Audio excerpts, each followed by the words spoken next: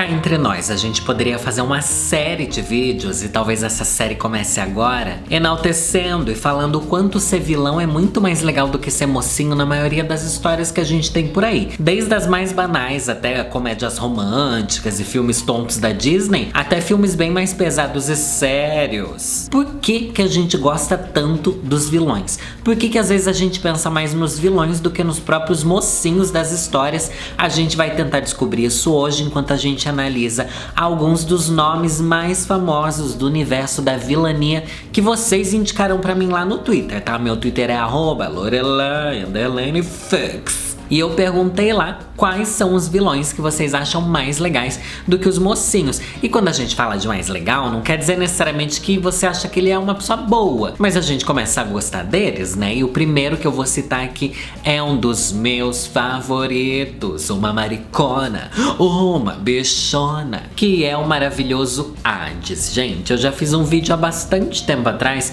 falando sobre os vilões da Disney que antigamente eram retratados de maneira meio gay afeminada, sapatona masculinizada, porque isso daí era uma questão ali pra fazer a sociedade se identificar com o vilão, sabendo que ele era gay, já que a sociedade não gostava de viado, né? Fala de gay pra ver.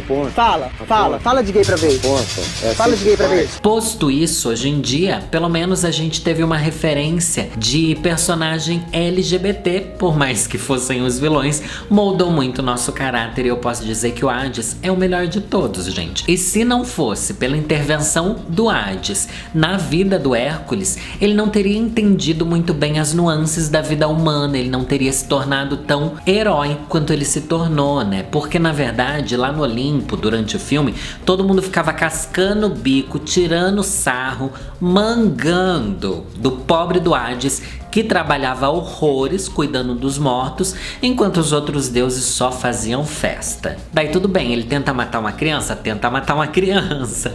Mas é nessa tentativa de matar o Hércules que ele traz o Hércules pra Terra e se torna esse grande herói, de zero a herói, por culpa do Hades. Na mitologia grega, na verdade, não é o Hades que rouba o Hércules ali do panteão dos deuses, né? E sim a Hera, porque esse filho daí é fruto de uma traição e tal, enfim. Todo um bafafá ali que colocaram o Hades no filme da Disney pra ser o grande vilão, mas na verdade na história original não era ele. E pra falar de outro personagem da Disney, a gente pode pensar muito bem na Úrsula, que é maravilhosa. Ela é um personagem cheio de carisma, ela é muito mais interessante, assim como o próprio Hades, né? Eu acho que esses personagens têm nuances que os heróis não têm. Os heróis têm uma veia que é muito boazinha, principalmente a Ariel, né, gente? O Hércules ainda é meio tonto, é engraçado ele, mas a Ariel não tem nada ali de legal, se não ser uma princesinha. Ai, ela é toda boazinha, ela é toda do bem, ela é tão galera. A Úrsula é 1000 vezes mais interessante. A Úrsula é muito mais sedutora, a Úrsula é maquiadona, tá bom? A gente sabe que ela foi inspirada numa drag, que é a drag Divine. Já tem vídeo sobre isso aqui no canal também. E se você for parar pra pensar na história mesmo, o que o povo tá reclamando da Úrsula? Por quê? A Ariel assinou lá o contrato que ele ia dar a voz pra ela.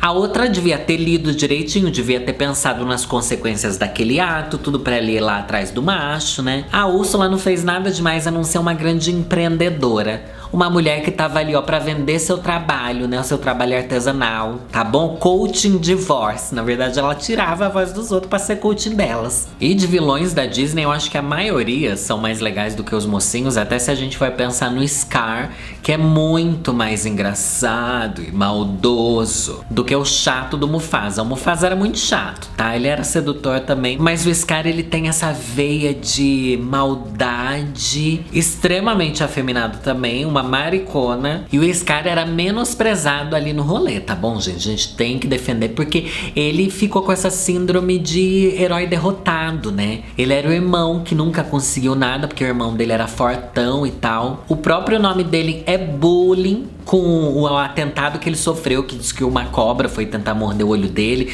e ficou aquela cicatriz na cara dele, daí todo mundo chama ele de cicatriz e tal. Ele era todo magoado desde o começo. Vai pra terapia! Mas isso não importa. importa. O que importa é que ele é bem do mal. E tem plot twists nessa história por causa do Scar. Vocês falaram de vários outros vilões da Disney, mas a gente não pode ficar só falando de vilão da Disney, né? Vocês também falaram muito da Malévola, que depois que saiu aquele filme com a Angelina Jolie, a gente conheceu um outro lado da história dela, mas só ficou legal por causa desse filme. No filme original ela não era tão legal, né? Se bem que as vilãs têm roupas muito mais legais do que os mocinhos, né? Gente, isso é fato na maioria das coisas da Disney, pelo menos. Não, até se a gente for pensar em outros filmes, os vilões mandam muito nas roupas, né? As roupas da Malévola são muito mais legais do que a roupa da Bela Adormecida, né? Que não tem graça nenhuma. E pensando em vilão ainda, a Cruella, gente. A Cruella é a grande vilã do 101 Dálmatas.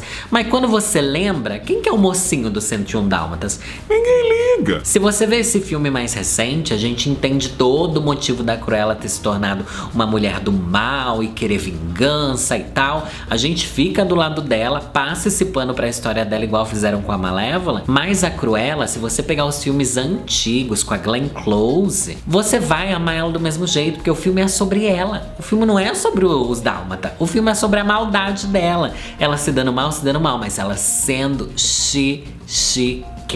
Agora trazendo para os nossos tempos, uma versão atualizada da Cruella, que não é do mundo Disney, é o Diabo Veste Prada e a Miranda Priestly, né, gente? Como é que pode?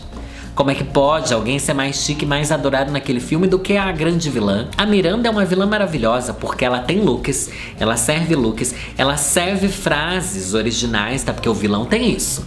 O vilão tem frases icônicas que os mocinhos não têm, sabe? Se você lembra de vilões dos filmes, eles vão ter uma música que marca mais, eles vão ter um olhar que marca mais, eles vão trazer o plot twist. E se você pensar bem, no filme O Diabo Veste Prada, a Miranda é a grande responsável por situar a Andy no lugarzinho dela, porque ela chegou lá esnobando a indústria da moda, como se aquilo fosse uma grande palhaçada e tal. A Miranda coloca ela no lugar dela, que as coisas não são assim, não.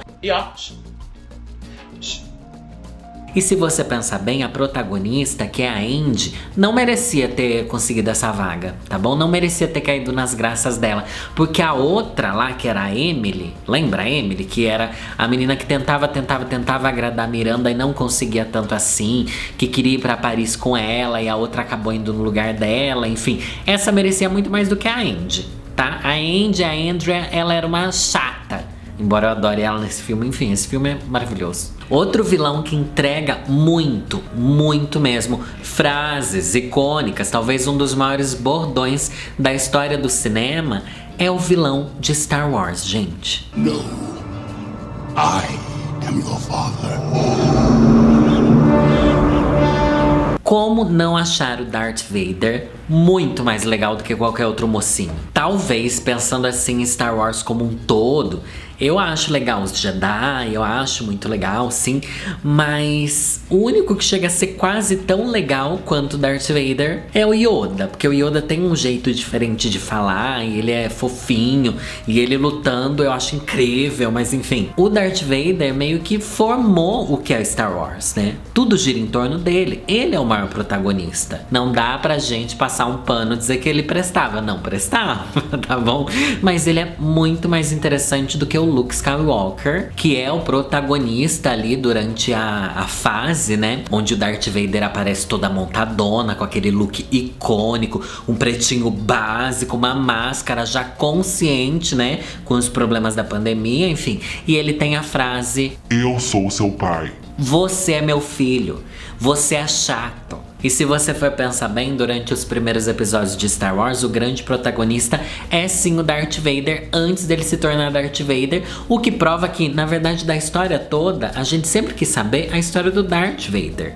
Porque ele é do mal, mas a gente gostou dele. Um exemplo que eu gosto de trazer quando a gente fala de filmes close errado, onde o personagem é do mal, mas a gente acaba gostando dele, é o filme Joker. O Joker, o próprio Coringa, não só no último filme, né, que é bem impactante, que a gente reflete muito junto com o personagem, mas desde sempre o Coringa traz ali a excentricidade que a gente gosta. Eu não sou DCzeira, tá bom? Não sou DCzeira, vocês sabem que eu sou mais Marvete, mas assim, o mundo dos vilões da DC, eu acho que eles são mais densos e intensos, né? Eu acho que os vilões da Marvel são mais palhacentos, porque a Marvel é uma grande palhaçada, é um circo, os horrores, né? E um dos comentários que vocês fizeram no Twitter sobre o Joker, sobre o Coringa, foi o seguinte: na real, o vilão é sempre alguém que enlouqueceu buscando justiça social. Aqui ele tá se referindo a esse vilão, né? Porque nem todos os vilões são assim, a maioria deles tá pensando no próprio umbigo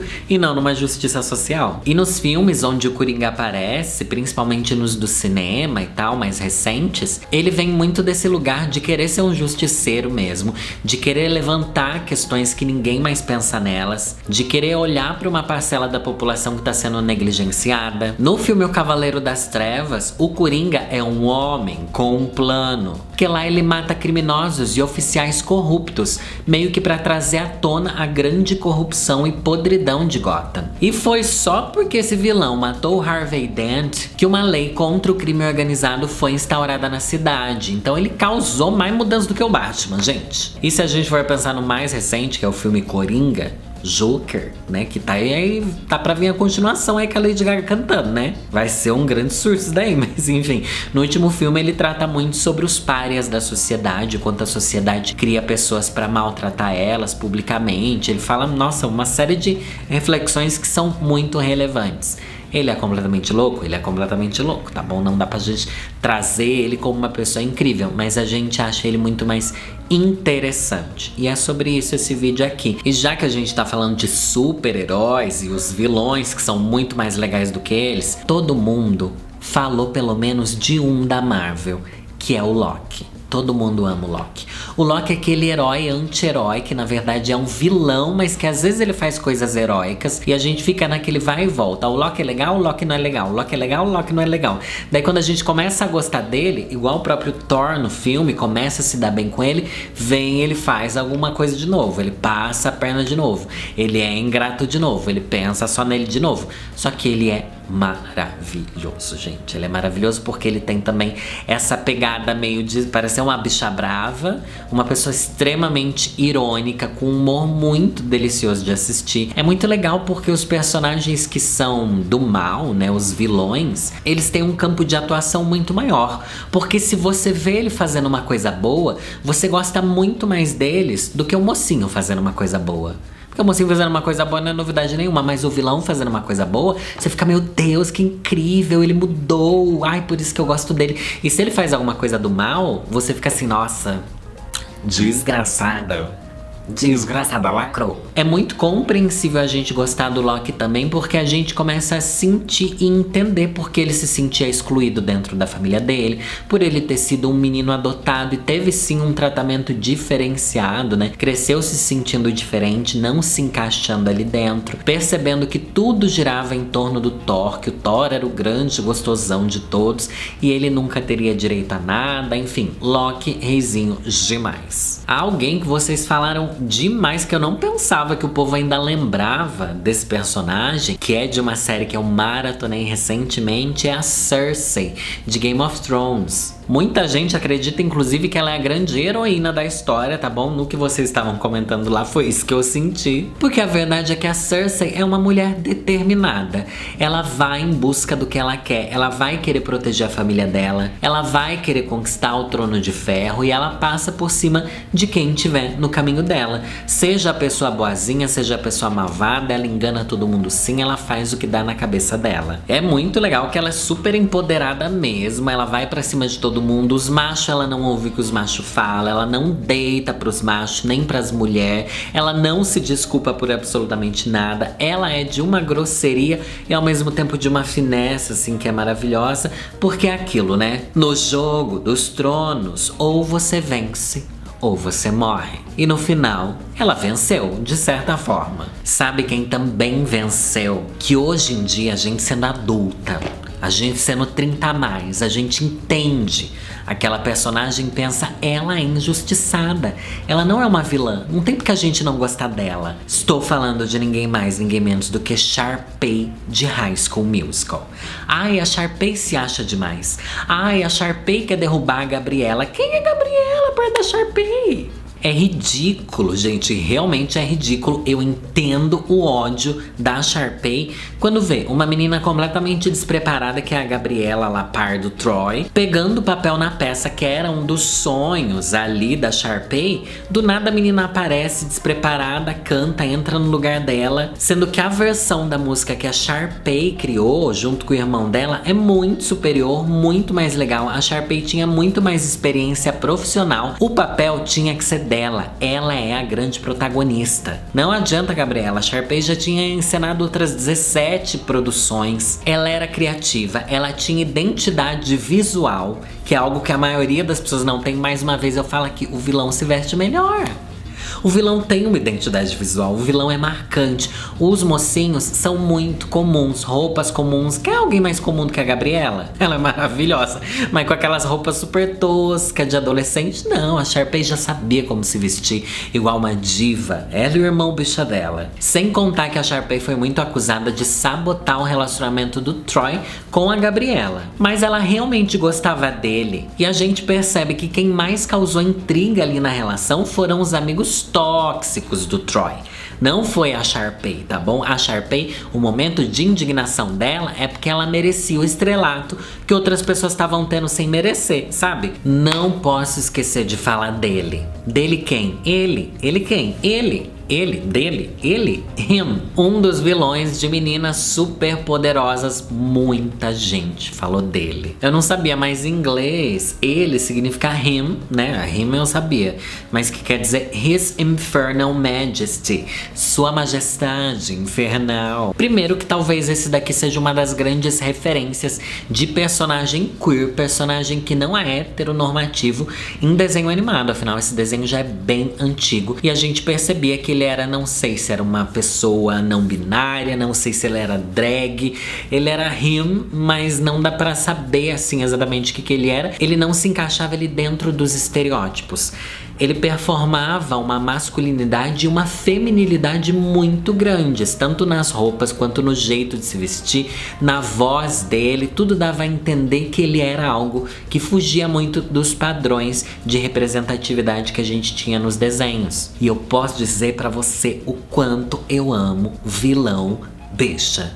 Vilão que é do Vale, LGBT e tal, não tem como eles não serem incríveis, gente. Só se você pensar em algumas séries como, por exemplo, Breaking Bad, que um dos grandes vilões era um cara que tinha um relacionamento com outro cara, que fica ali bem explícito, mas quem é hétero às vezes não percebe que tá explícito. Você pensa assim, meu Deus, é muito legal ter vilão gay, gente. É legal, porque a gente é gay, a gente também é podre, tá bom? A gente quer ser podre igual todo mundo é, sabe? A gente não precisa ficar preso numa caixa de que a gente só é sofredora no mundo. A gente faz coisas incríveis, coisas péssimas. Inclusive na série do Sandman isso tá cheio, né? Embora no Sandman os vilões não sejam tão mais legais do que o protagonista, porque o protagonista é muito legal. E eu posso dizer pra vocês que essa lista ainda é muito, muito longa. Eu separei mais um monte de nomes que vocês falaram, e só pra eu trazer aqui algumas menções honrosas do quanto os vilões são muito mais interessantes que os mocinhos, não tem como a gente não pensar nas grandes novelas brasileiras se elas não forem pautadas pelas vilãs, né, gente? A Nazaré Tedesco de Senhora do Destino é imortal. É a Nazaré, é ela ali! A cachorra? A Carminha da Avenida Brasil, que até hoje é referência, até hoje tem muito meme rolando. Velha estúpida! E ninguém mais, ninguém menos do que Paola Bracho.